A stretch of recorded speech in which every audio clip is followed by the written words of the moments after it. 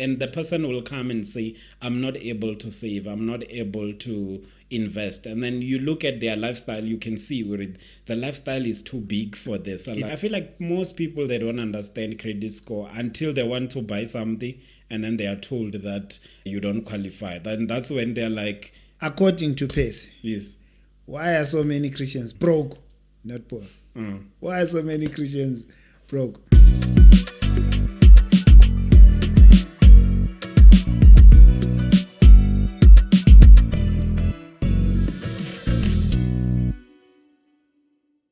Welcome to another edition of Mindset Profits. This is one of these super exciting one because today the brother is back who helped us really launch the podcast, and he has been trending. If you don't know this guy, I implore you, I challenge you, Google his name. There's a lot of good content that you're going to learn. Percy, man, welcome back. Oh, no, thank you so much. It's good to be back here. It's good to have you. So this is going to be a masterclass on finance from the man himself. The man who just hit an amazing milestone now. He paid off his home in 39 months. And I think if I had a vuvuzela, this would be the time. He did not just do that. He did it in public, taking screenshots. I challenge you. Go follow this man. Man, good to have you back. No, thank you. It's good to be here. But I'm going to start with one question that I don't think you've been asked before. Yes. How's dating life? with all this money that people get to see with it, brother man is doing well, selling books. Has it not compromised you? I think it does. I think it does compromise you. Although I try to put my dating life out of social media. I try to bring it out of social media, but it does compromise it because it's more like you already have a red flag in a way. It's like when you meet somebody, you have a red flag easily because if they just ask you for airtime, you're already thinking, or she's with me for money. Yes, so it's not the same as when you are still just studying. When you have already accomplished some few things, you now have red flags quickly, which is not good because sometimes a person just need airtime. So I feel like yes, it has those issues. Yes. So man, I guess read between the lines for this one. Let's just get straight into the masterclass because we went to his house. We got to see the place. He shot a video there. You can check it on his channel. But I had Josh, and Josh had some questions. He said to Percy, look, I'm a young man. I'm starting up. I don't have capital. And I want to one day be one of your success stories. So, Percy, anyone who is like Josh who wants to be, and Mr. T here who wants to be your success story, I want this episode to be for them to say, how do we get started? Yes. Now, I was actually thinking about it when I was coming here to say, maybe I'm here specifically for Josh, but we are talking to a lot of people who are in the same position as him, who want to reach somewhere in life. And most of the time when you talk about people, like even people when they talk about me, they talk mainly about their accomplishments to say you have achieved 1, 2, 3. But what they don't talk about is attributes to say, what did it take? What did it take for you to be there? Because we can just celebrate to say, no, this guy paid off his house in 39 months. But there's a whole story behind that, which we don't really talk about. And I feel like those are the things that today I would like to talk about. Yeah. Okay. And one of them, I think it's just the mindset to say what kind of mindset was this person having. Yeah, because sometimes you can be in a informal settlement and there's nothing wrong with being in an informal settlement, but your mind must not be there. You can be in the informal Physically. settlement physically, but your mind must not be there. You should come out of the informal settlement from your mind. And then you start to see yourself where you want to go. So I was more like that, even when I was still young, because my mother was a cleaner in a church. And then when she was a cleaner there, I was never looking at myself as a child who is being raised by a cleaner. And some of the friends that I had in town, they didn't even know that my mother was a cleaner, because I didn't handle myself like like a child of a cleaner. It's like I handle myself based on where I want to see myself tomorrow. And then it also affects what you will be doing in terms of your lifestyle, to say, because because I feel like your mind is like a map. It's like a map or a plan of a house. Yeah. So you design where you want to go in your mind. And then when you have that plan, you are building towards the plan. You are using the plan to build what you want. Yeah. So if you don't have that mindset or a plan in your mind, you won't know what you have to build. And you can't just build a house without a plan. I built a number of houses in my lifetime. Yeah. And then you need a plan. It has to be the guide for where you are going.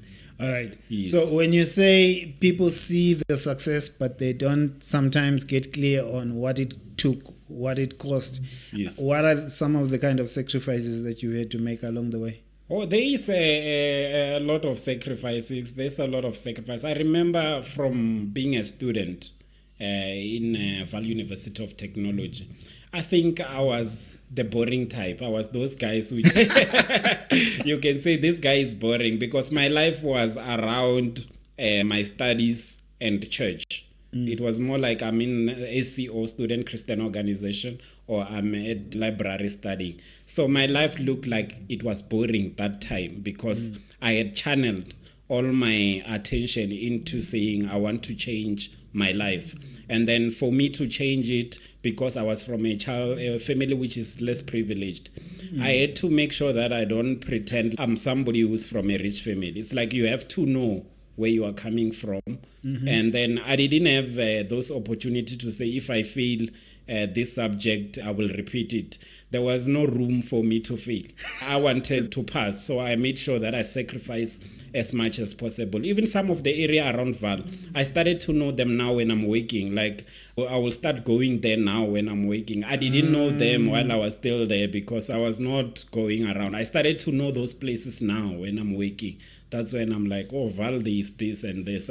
So I was more channeling my attention on studying. So those are some of the sacrifices. And some of the sacrifices is the issue of just living a humble life.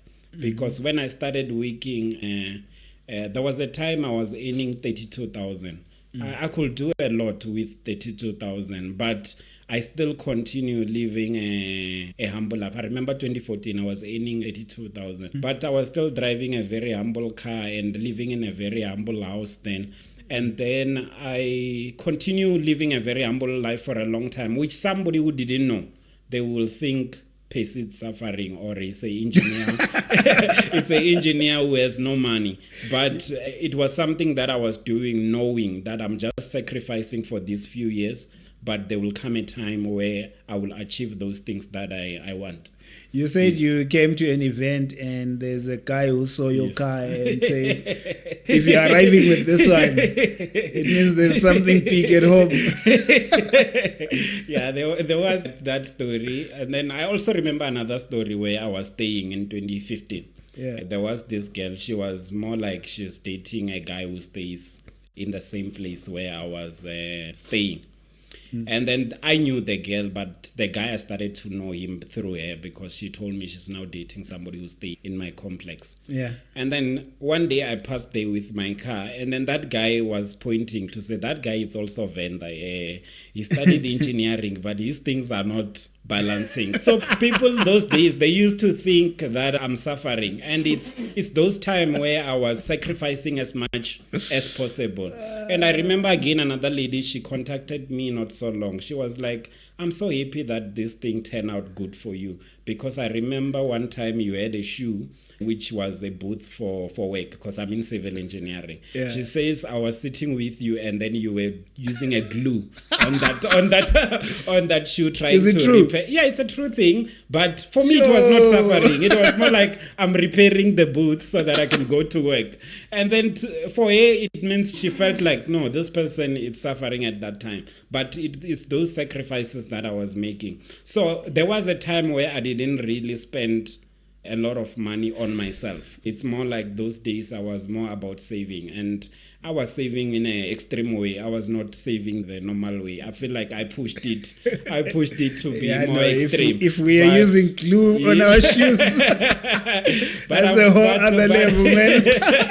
But I'm fortunate that I reached a place where I was now able to use my money on myself without hitting my budget. It's more like now, let's say going out to a restaurant, I don't feel it as an expenses. And then even going to a holiday, if you say next week let's go to Durban, it wouldn't be a big thing to me to go Durban for a trip like because of those sacrifices that I did those years. Because I didn't just sacrifice, I sacrificed and turn all those savings into an investment that generates money that now I can be able to use it. Yeah. All right, so let's break it down for Josh. Josh, number one, Yes. you need to build by design. Have a clear map of what you want to build, the kind of life that you want. Number two, it's going to cost you something. So there's going to be sacrifices. Yes. I like it. So two big mindset shifts. Yes. And you're just sacrificing with a purpose. Yes. Yeah? Correct. And if the shoe breaks, there's glue. All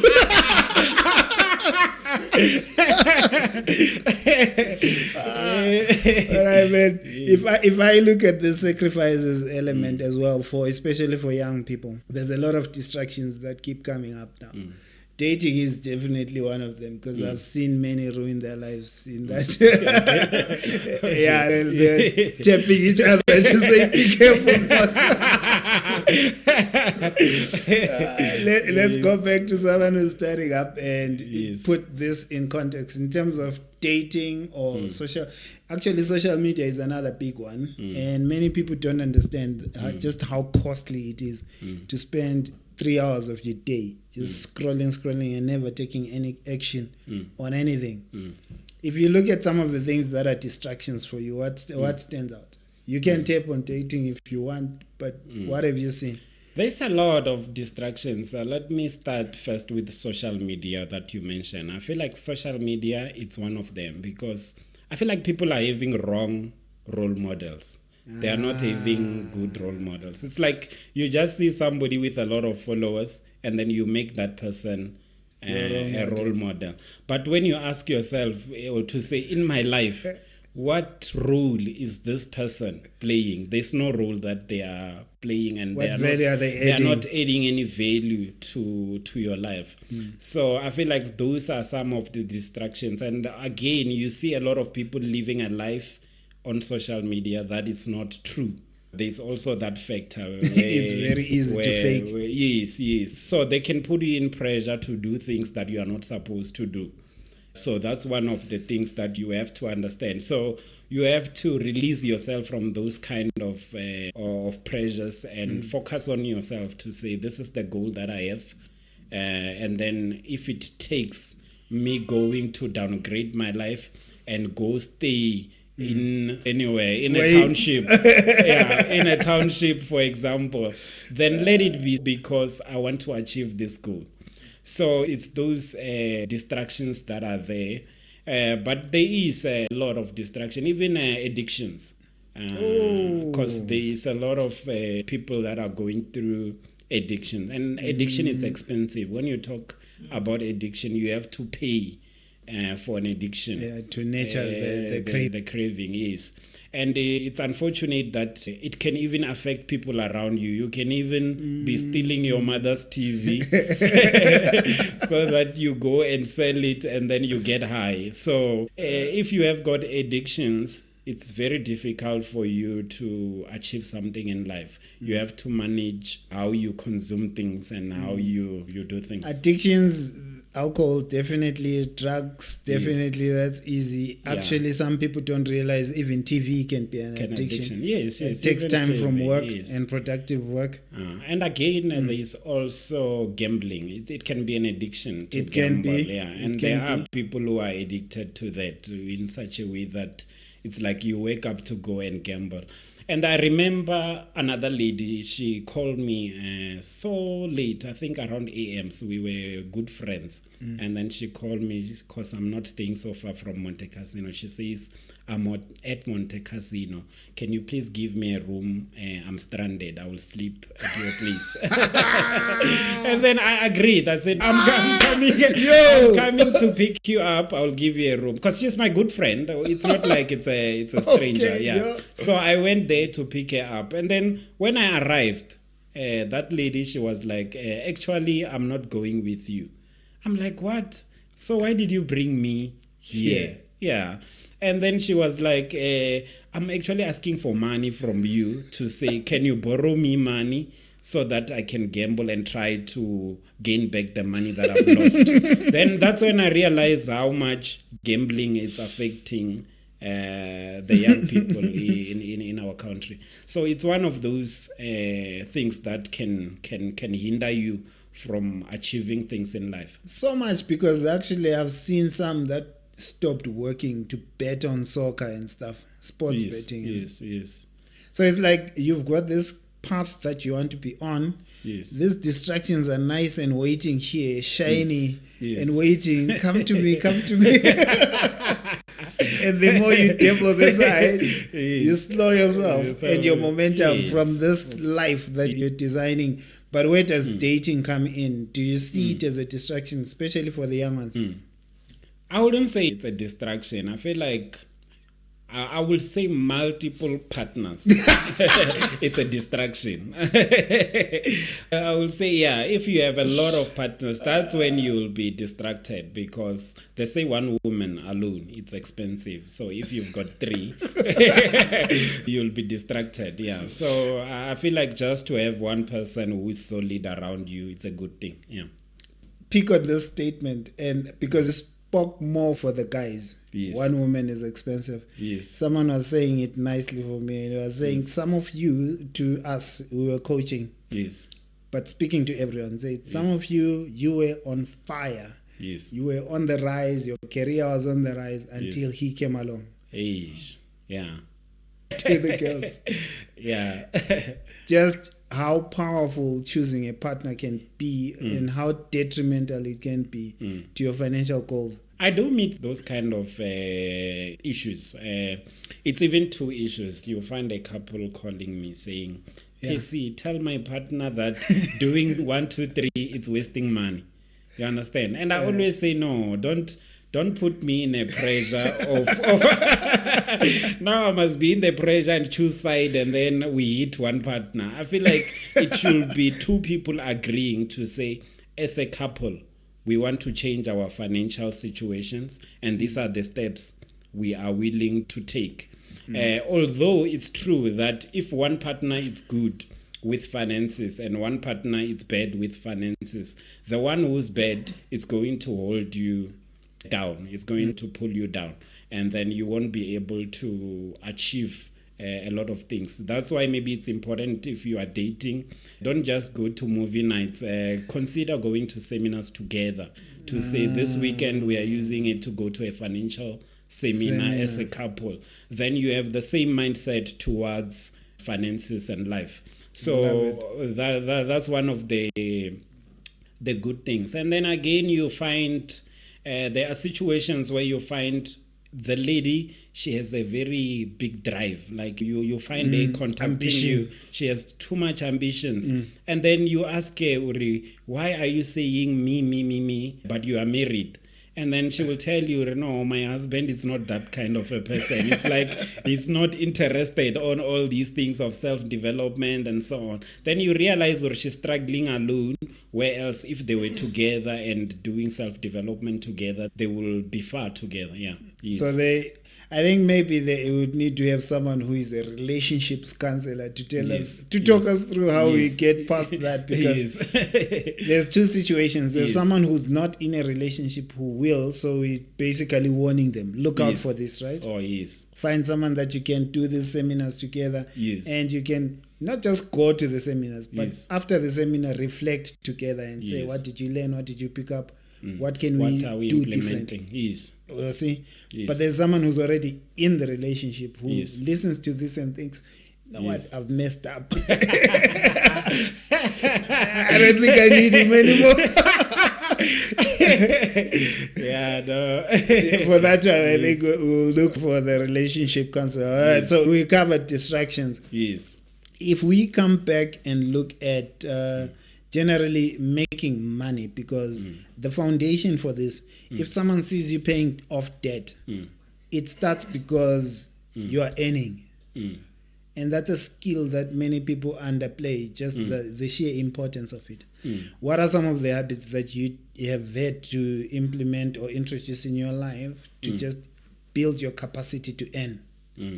Okay, no, that's a very good question. And it's easy for me to say, no, I paid off a house in 39. And I'm still celebrating because it happened, I think, 3 weeks ago. Yeah. So I'm still excited about paying off a house in 39 months.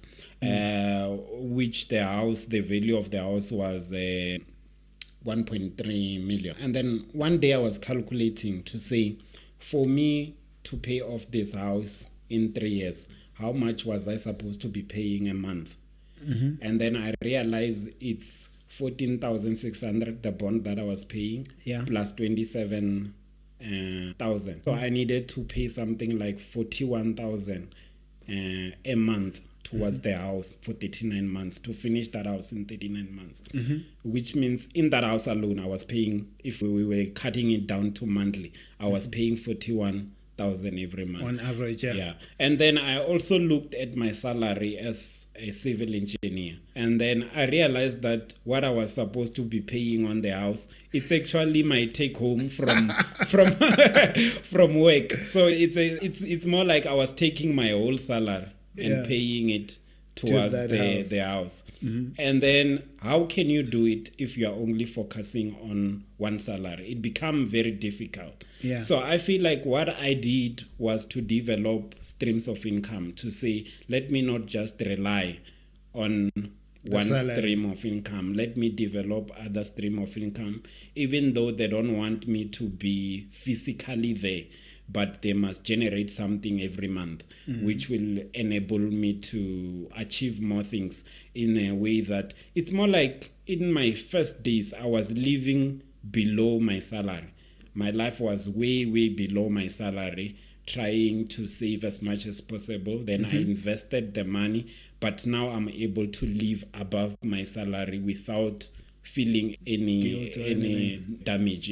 So I will say there is a lot of sacrifices which went through, and there's a lot of things that I implemented throughout the journey, but one of them was learning to live below my means, which for most people is difficult, because you find somebody with this big lifestyle, but their income is small. So those are the challenges that we are having to, and the person will come and say, I'm not able to save, I'm not able to invest. And then you look at their lifestyle, you can see where the lifestyle is too big for the salary that they are getting. So you must start there to say, let me live below my means. And then if you can do that for a number of years, and then you are saving as much as possible, then you are thinking to say, what kind of investment can I do? Because not everyone has to do a property investment like me. For you, it can be starting an eatery, to say, I'm going to start a restaurant with all this money that I'm saving.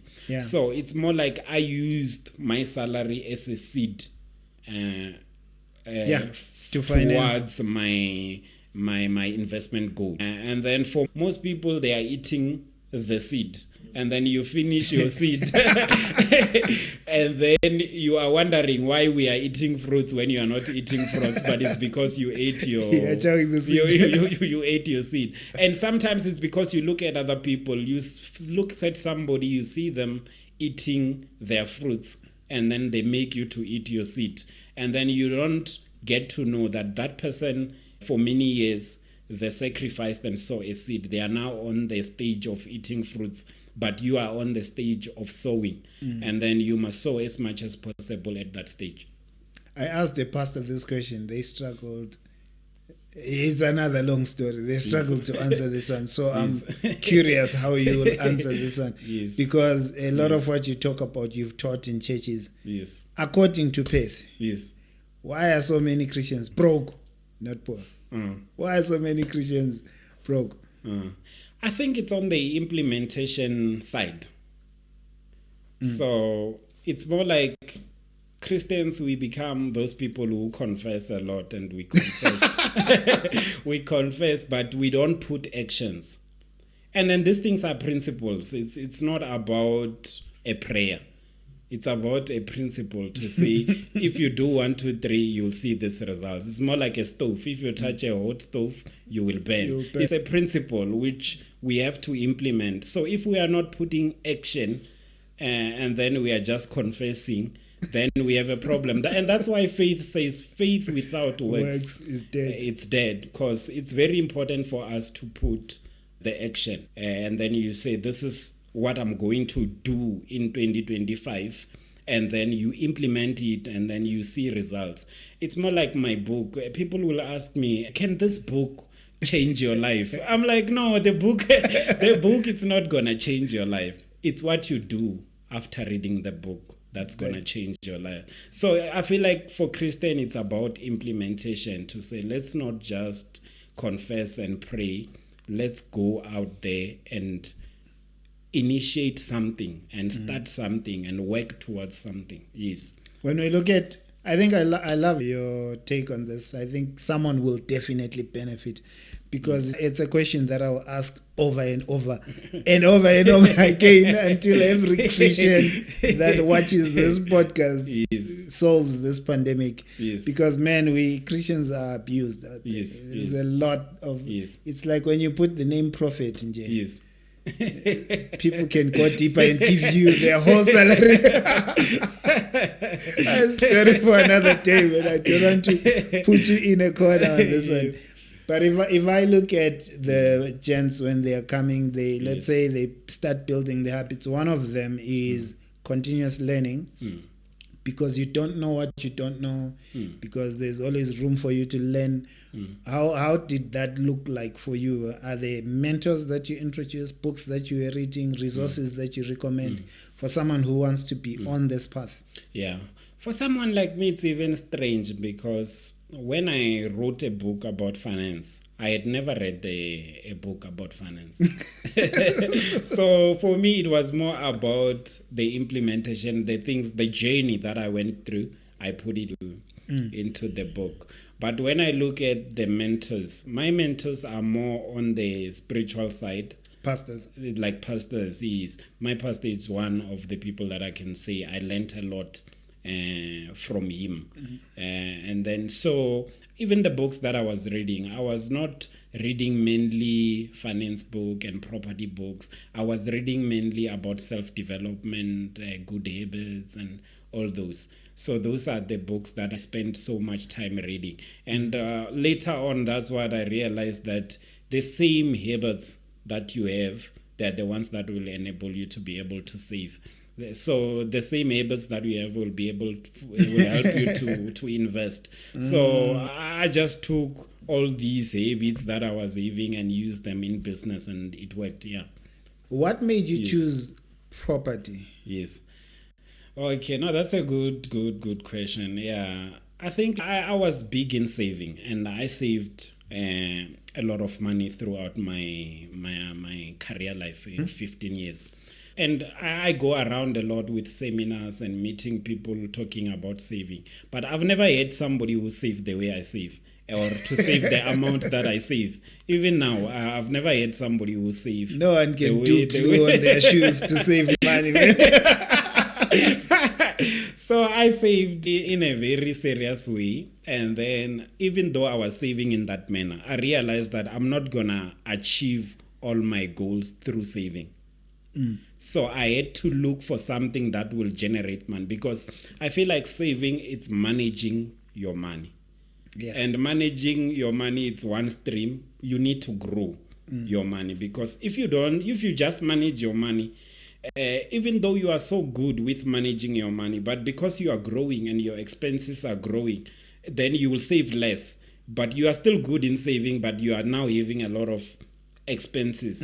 So it's very important to reach a place where you say, let me look for a vehicle that I will use to grow my savings or to grow my income. Yeah. So that's when I realized to say, what can I do? And then there were a lot of investments, and then they are fake investments. So I had to look for something which is concrete, where I can put my money, because I didn't want to lose it. Because a lot of people, they just inbox. What fake investments? There's a lot. There are these things which they say, invest 100,000, you'll get 150,000, and people go and put money and they lose it. So I didn't want something like that. I wanted something which is genuine. And then I went to property investment. And one of the reasons I went to property investment is that God is not making any new land. So if God is not making any new land, whatever is there, it gains value. It's more like money. The reason why money is losing value every day, it's because they are printing money every day. So if you can make so many copies, whatever you are having will lose value. So I was like, property is the right one, because if you buy a house today, and then like the house that I bought my house for 1.3 million. I started paying the bond in December 2021. And then at the moment today, that house, the developer is selling it for 1.8. If you go to their website, you say, I'm looking for this house, you get it for 1.8, which means I've gained 500,000 from 2021 to now.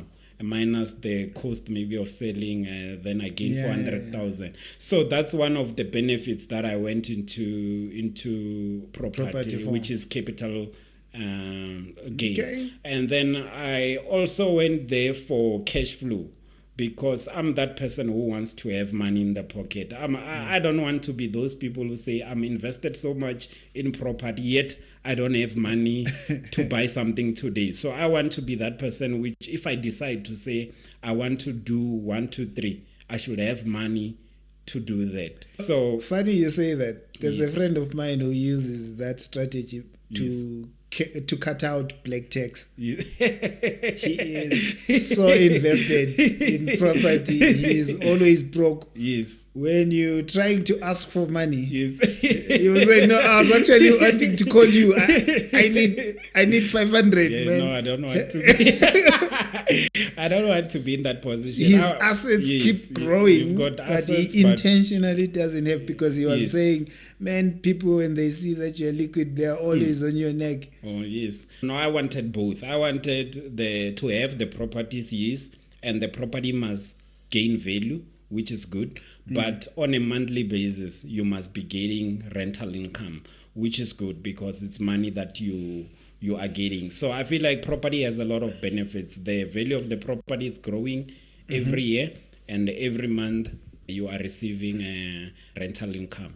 So those are some of the reason why I decided to go into property. And I looked at money as it is, to say the time, if you have 100,000 now, and then you go and put it in the bank, you will get something like 600 rand on interest. If you have million, you'll get 6,000 on interest, which for me, I feel like it's nothing. I can use this 1 million in another investment that will generate way more than 6,000.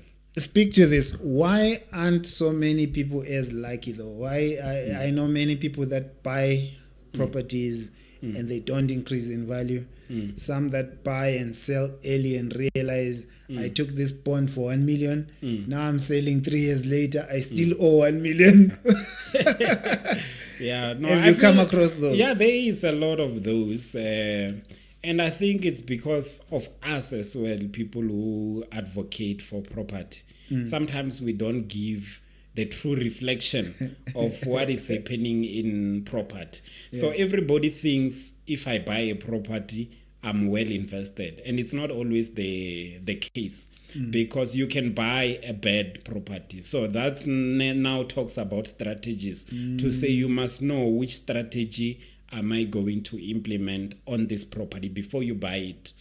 So now you must be aware of what's happening, because I meet a lot of people who say I have this house, it's not generating money, it's actually I'm actually losing money by having it, and I bought it for investment. Then you realize really sometimes it's the strategy they are using. You find somebody's doing a month-to-month rental on a property which they were supposed to be doing Airbnb.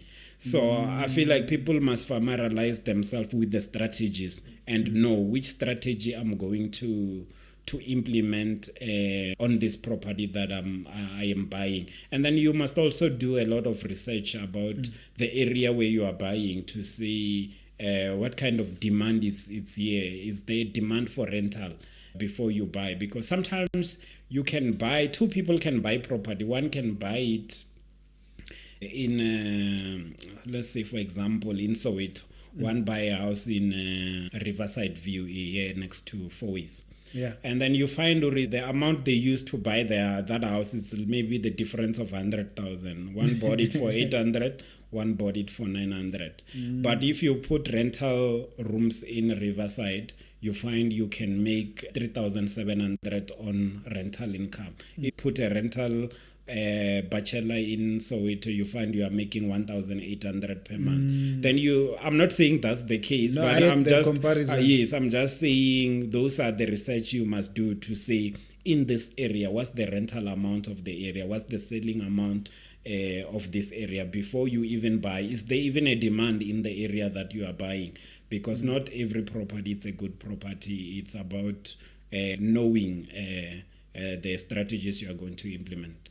All right. What about negotiation? How powerful is it there? Because I noticed something that broke my heart too, actually. Yes. I thought I had negotiated when I bought a home. Yes. And then a couple of months down the line, someone bought like a neighbor in the estate. Yes. A neighbor bought for like 200K less than mine, and man, that broke my heart. That would be bad. Yes, and negotiation is very important. I mean, I feel like it's a key to negotiate. And then there's a lot of things you can negotiate. You can negotiate from the buying price, and then you can also negotiate the interest with the bank.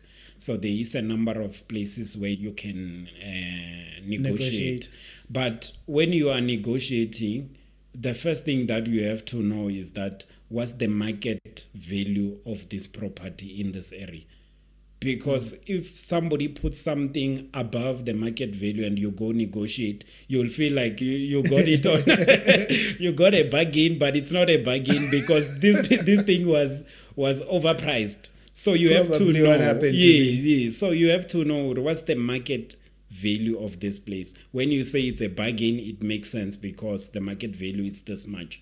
So I feel like you must start there or as a basis, and then again you look at the damages. Is there any damages in this property that I'm buying? Then you can use all those damages to negotiate. Even these days we have people who come and do inspections on a house before you buy it. They can help you to inspect, and then they give you the list of damages. Then when you go to the owner to say, because of 1, 2, 3, 4, 5, let's make this property this much because I still need to repair all these damages. So you can use such reports to negotiate.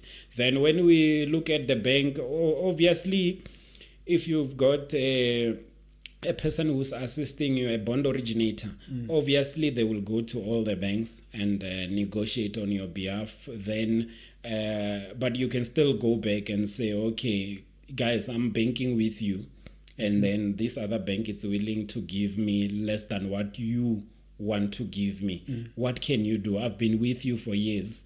What can you do? And then even later, when you have a property and then you've been staying there for like 5 years, you can still go back to the bank and say, and you can go to a different bank and say, if I move this bond and move it to you, how much are you willing to reduce on the interest? And then you can use that report from that bank to go to the one that you are with to say that bank is willing to give me a less interest. What can you do? I've been with you for 5 years. I've never skipped a month. I've been faithful. So they can be willing to lower it at some times, at some points. Yeah. Yeah, which means that has to be true. You need to not have been skipping. All right. Yes. Yeah, man, this has been like a masterclass. I wanted to ask if you have any final tips on, as we wrap up, do you have tips on how the young ones can keep their credit scores healthy? Because it comes in handy later. Yeah, no, credit score, it's very, very, very important. It's very important. I always say, if you can't save and you also have a bad credit score, you are on the worst situation. You can't have two things wrong. At least one of them must be good. And then when we talk about credit, I feel like most people, they don't understand credit score until they want to buy something and then they are told that you don't qualify. Then that's when they're like, what is my credit score? It's like people, I feel like we should get to know your credit score at an early stage. And then even way before you even start considering buying things, you should be aware that there's something called credit score. And then obviously credit score, it's there's a lot of things that affects it. There are even people who say, okay, I'm going to wait for my salary at 12 a.m. And then they wait for their salary at 12 a.m.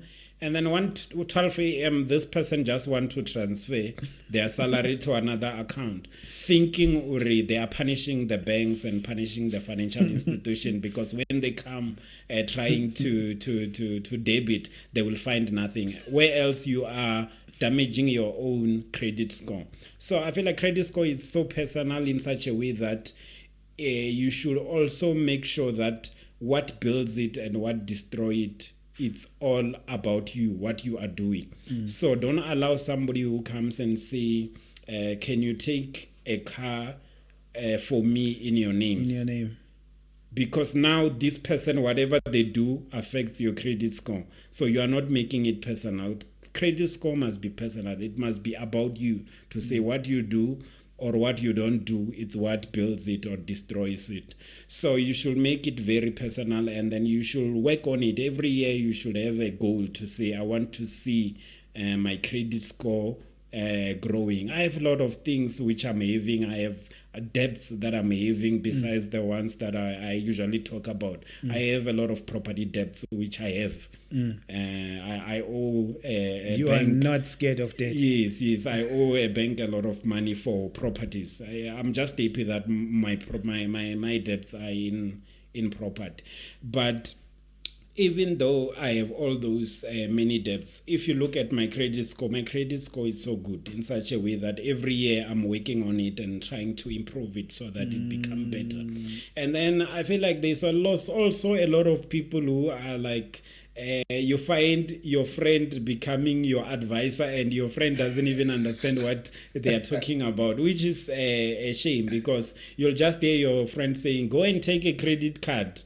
And then this credit card will build your credit score, which I feel like, yes, it's real, but now you have to know that there is that credit utilization ratio. You don't use more than 30% of the money you got. If you got 100,000, you don't use the whole 100,000 to try to build your credit score. And again, I will say, for somebody who hasn't learned discipline, you should stay away from credit card if you don't have discipline, because you'll go to take credit card to say, I'm going to build my credit score, but you end up destroying it and making it worse because of you don't have the discipline to even manage that money which is on the credit card. So you don't advise credit card for many? For many, I don't advise it, but if you have learned discipline, then it can be a good instrument to use to grow your credit score. Okay. Yes. What's the last tip you have for Josh? I will say it's about the way you look at yourself. Yeah, it's very important how you look at yourself and how you look at life, because you'll find somebody what do you call it, blame shifting. It's like you are blame shifting all the things that are going wrong in your life to somebody, and you never take accountability of anything. I met somebody not so long. I was coming from Mpumalanga to speak there in Mpumalanga. Then I met this lady, but she was very like I could see or something is wrong, and then something in me just say I must talk to her. And then I went to talk to her, and then she was telling me that her grandmother has bewitched her. Yeah, What? And then I'm like, okay, what proof do you have that your grandmother has bewitched you? And what if you are hating her for the wrong reasons? Like, you spend your whole life blaming everything that is happening in your life to your grandmother, and then you spend your whole life hating your grandmother for something that maybe she didn't even do. You are just taking all that blame that is in your life to somebody else. Why don't you say, I'm going to work to change things around me, and start blaming people for everything that is going wrong? It's like people who keep on saying my background, and then you blame your background for everything that is going wrong in your life, and you never take accountability to say, I'm going to change my life so that my kids will have a different background from what I had. Yes. That's powerful, man. If someone says, have you received hate on social media? Yeah. What's the one that hit you and you felt, ouch, this is painful? I think I receive a lot of it. But when I look at it, I realize that I've reached a stage where what I am doing, there are people who won't relate to it anymore. It's like you've been doing something for a very long time, and now you are doing it so well that a person who hasn't started, when they look at it, they might say, this is impossible. So I hear a lot of people saying, it's impossible to do 1, 2, 3. It's impossible to do 1, 2, 3. It's possible to pay off a house of 1.3 million in 39 months. So I feel like my reality, sometimes it become impossible to somebody else, and instead of that person agreeing to say, this thing is difficult for me, let me ask somebody who has done it and learn it from them, how they did it. They choose to say, no, it's impossible for everyone, whereas it's just impossible for them. So that's one of the things that I usually hear people saying, no, this one, it's not possible. And I'm like, this is my reality. It's the true thing that I'm living. Yeah. Man, we could talk the whole day, you and I. But we're gonna have, as promised, we are almost launching the seminars back. So if you want to ask questions yourself, you will have an opportunity. The men will come through. So look out for the invites. But otherwise, thank you for hanging us till this time. Let us know what you think. Pop in some questions that you feel you need answers to, and by the time we get to the seminar, we will be ready for you. See you on the next episode.